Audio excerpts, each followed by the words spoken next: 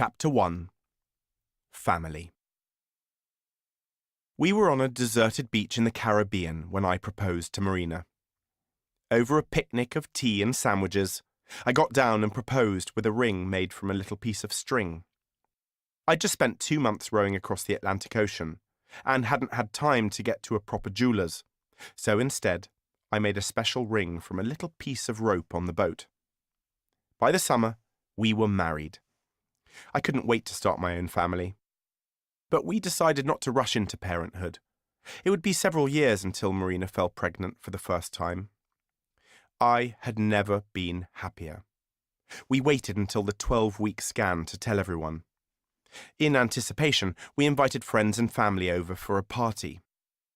That afternoon, we went for the final scan, only to discover there was no heartbeat. We had lost our little child before it had even had time to form. It was crushing, but Marina insisted on going ahead with the party, one of many episodes in our lives that shows her resilience. A month later, I went to Antarctica with James Cracknell. The polar trek was a pretty good way to overcome the tragedy of the loss. For those who haven't experienced miscarriage, it can be a difficult thing to explain. To be honest, I had no idea of the emotional disappointment of losing a child at such a young age. It isn't so much the loss as the loss of the dream. For 3 months we had dreamed and hoped and planned. Of course, all new parents are warned not to become too hopeful before the 12-week scan.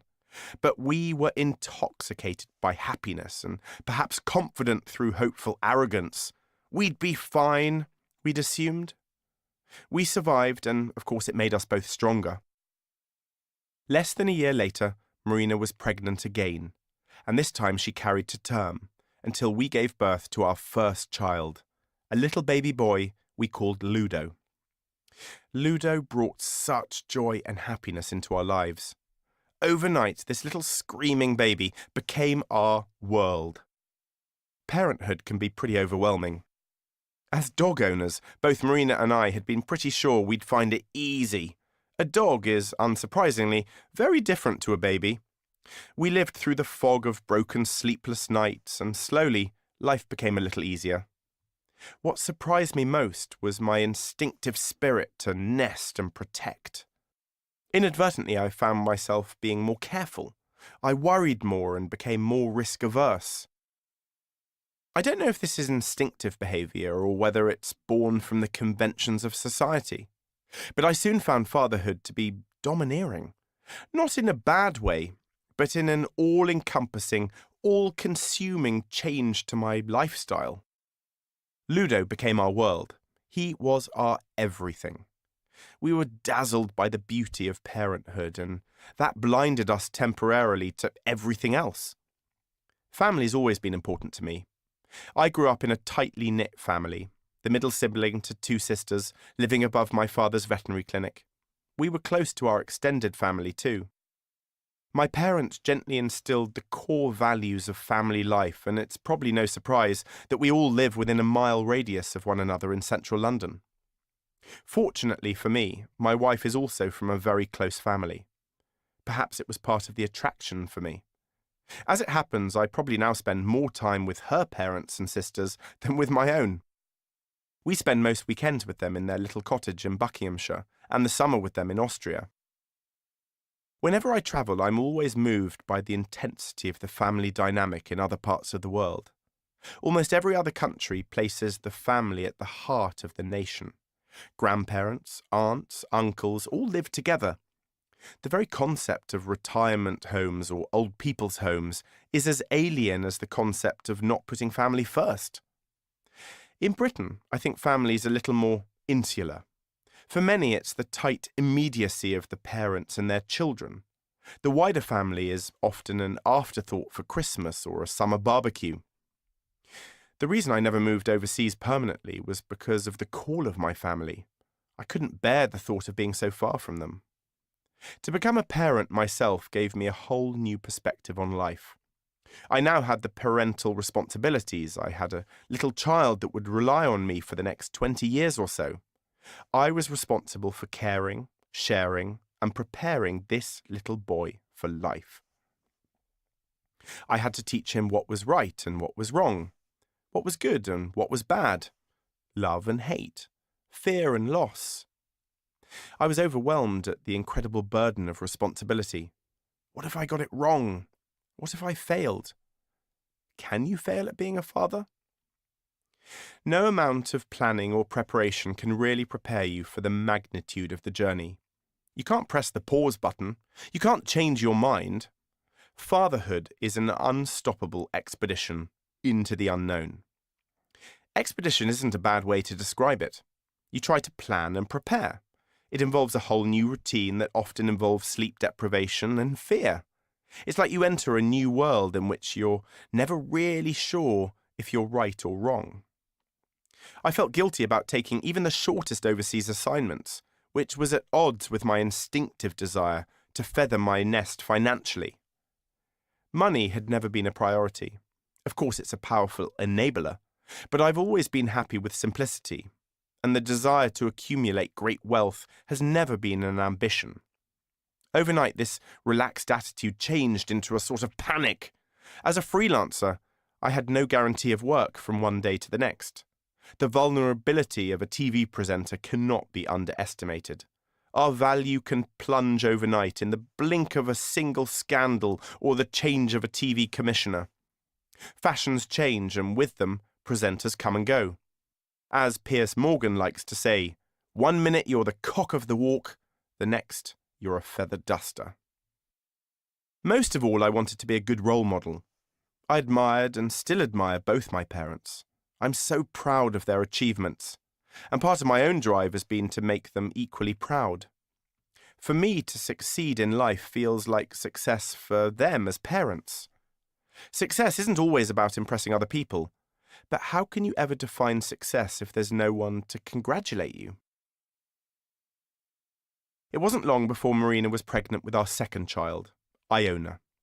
Once again, we dipped into the nocturnal fog of parenthood, and once again I found myself torn by the contradiction of wanting to be a stay-at-home dad, to nurture and protect, while at the same time battling my desire to build up my financial resources and work. It was like trying to juggle too many balls: family, friends, work, ambition, and adventure. You can't have your cake and eat it. The problem was that adventure has always been at the heart of who I am. And while instinct drove me to nest build, passion for the pursuit of adventure was driving me closer and closer to Everest, my childhood dream. For as long as I can remember, I've always wanted to climb her. The first time I remember seeing a photograph of Everest was in a National Geographic magazine. It seemed so extraordinary that man, with all our advancement, had taken until 1953 to get to the top. I spent hours staring at those photographs of the towering peak, of weathered faces and heroic Sherpas. There was something so romantically mesmerizing and alluring about her, dangerous and beautiful. I found myself dreaming about her, thinking about her, but it was always just that, a dream. Like the pretty girl at school, I was never going to get her. I wasn't a mountaineer. It seemed beyond my grasp on so many levels. I'm not sure what it was that so captivated me. The remoteness, the romance of the highest place on earth, the drama, the tragedy.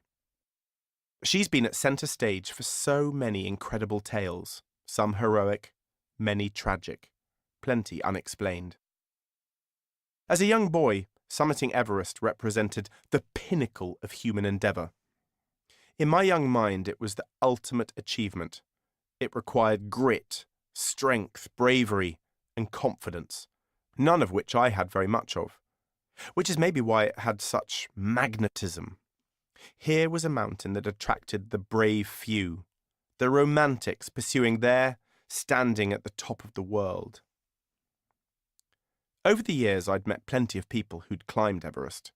Kenton Cool, Sir Ranulph Fiennes, Bear Grylls, Annabelle Bond, Jake Mayer. The list goes on. To be honest, I seemed to know more people who had climbed it than hadn't. I felt like the odd one out.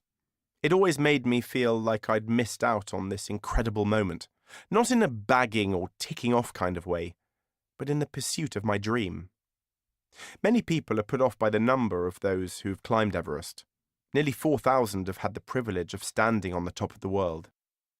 I'd say out of a world population of over 7 billion, that's still quite small. It's difficult to define why. When Mallory was asked, he famously answered, "Because it's there." As flippant as it sounds, I can relate to his sentiments. You see, we live in an age where there has to be a purpose and a reason for everything we do. There had never been a clear purpose for me to climb Everest. In past conversations with Marina, she'd quite rightly explained that if climbing and mountaineering was my passion, then I should and could quite justifiably attempt to summit. But why? She'd asked. Why would I risk so much for so little? Was I not risking my life to simply stand on a point? The answer's yes and no. For me, the Everest dream has always been so much more than just an ego trip. It's the whole thing. The trek to base camp, the icefall, the western combe, the Lhotse face, the South Col, the balcony, the Hillary Step. For me, having read countless books, these places have the same spiritual draw as a pilgrimage. Everest has always represented everything I dream of achieving. It's always had a wild, dangerous romance that is at the same time both terrifying and electrifying. It fills me, has always filled me with such wondrous fascination and appeal. It's like a forbidden fruit, so close and yet so far, within touching distance. It's like a historian visiting the archaeological sites of the world or a geographer visiting the geological sites. I'm wrestling with the balance between my need for adventure and my love of my family. Can you justifiably juggle both? Where's the line between sensible and selfish? I'd found myself torn between the pursuit of my dreams and my family, who are my everything. In the end, it comes down to who I am and what makes me who I am. Without travel, without adventure, and without wilderness, I am nothing. Life is about embracing the good and the bad. It's that heady mix of fear, danger, adversity, heroics, romance, wilderness, beauty, tragedy, love, loss, and achievement. Ultimately, though, it's about pursuing our dreams. To dare to do, to dare to go where others fear. What more can you ask for in life? Everest would give me all of that. It was a gamble. It was risky. There were dangers. But if I wasn't being true to myself, then how could I be honest to my own family? I just had to persuade Marina that climbing the highest mountain on Earth was a good idea for all of us. Marina. Home. For as long as I can remember, Ben has wanted to climb Everest. I guess when you're in his line of work, wanting to scale the tallest mountain in the world should come as no surprise. But Ben is a dreamer, and I'm a realist, and when he talked of his lofty ambition, I'd always pooh-poohed the idea, dismissing his dream. It's not that I wasn't seduced by the world's tallest mountain in the way that he was. I grew up on a diet of adventure books. I spent my gap year reading the mountaineering authors Joe Simpson and John Krakauer. The ambitions of my 18-year-old self, aspirational and seemingly immortal, included participating in the Vendée Globe, the single-handed round-the-world sailing race, and climbing an 8,000er, probably Everest, maybe even K2. As I waved Ben off from La Gomera on his mission to row the Atlantic, I was selecting which of my friends I'd asked to be in my team for the same race in 2 years' time. What is more telling is that by the time he'd reached the other end and I'd realised just what such a challenge involved, the idea had been well and truly scrapped. With a new ring on my finger and a wedding to organise, I was delighted to be at Ben's side as he undertook his challenges.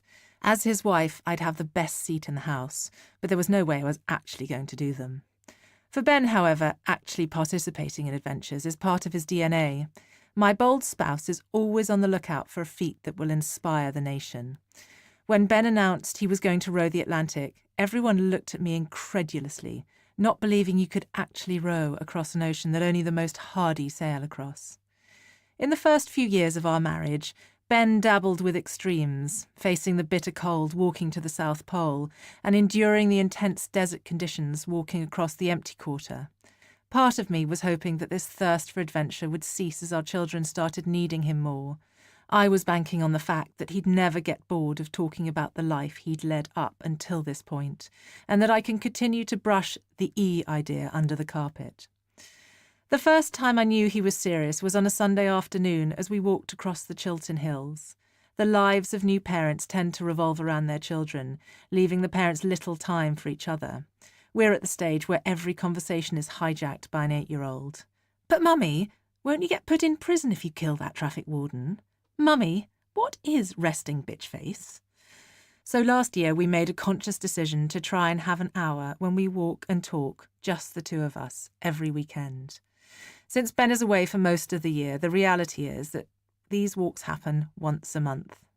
Not ideal, but good enough, which, as every parent knows, is the gold standard. Spring was just casting her delicate fingers over the winter-hewn hills. Around us, new life was emerging from the rich earth, and blossom buds were tentatively bursting from naked trees. "So I think I found a way to do Everest," Ben started. I glanced at him, and at that moment my stomach lurched, because for the first time I knew he really meant it. Ben and I don't have the kind of relationship where he tells me what he's going to do. I'd have never signed up for that. But as a couple, we're absolutely terrible at conflict, and so over the decade that we've been married, we've worked out how to tackle potentially sensitive conversations without it resulting in an argument. We don't always achieve this, but amazingly, this time it worked. I'd been told by a therapist that potentially difficult conversations are best had while walking. Raising your heart rate is good for the body and mind, and the fact that you're looking ahead rather than looking intensely into each other's eyes takes the edge off it.